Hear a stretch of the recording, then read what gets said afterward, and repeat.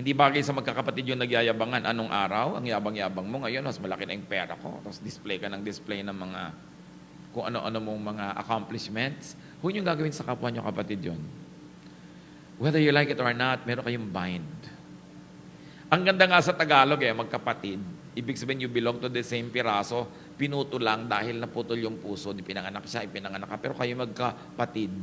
Napatid lang by the distancing of the childbirth. But you belong with each other. It's a beautiful word. Kaya yung utol, ibig sabihin magkaputol.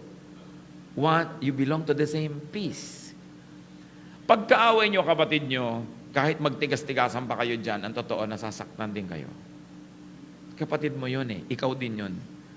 So ang mahalaga, kung ito lang yung matandaan natin sa lesson natin today, mga kapatid, kung may kaaway yung kapatid, tama na yan.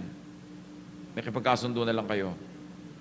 So nakakapagod makipagkasundo sa kapatid ko, pero nakakapagod din makipag-away. Pareho lang pagod yan, ang gawin mo na yung mabuti. Yung maganda yung bunga.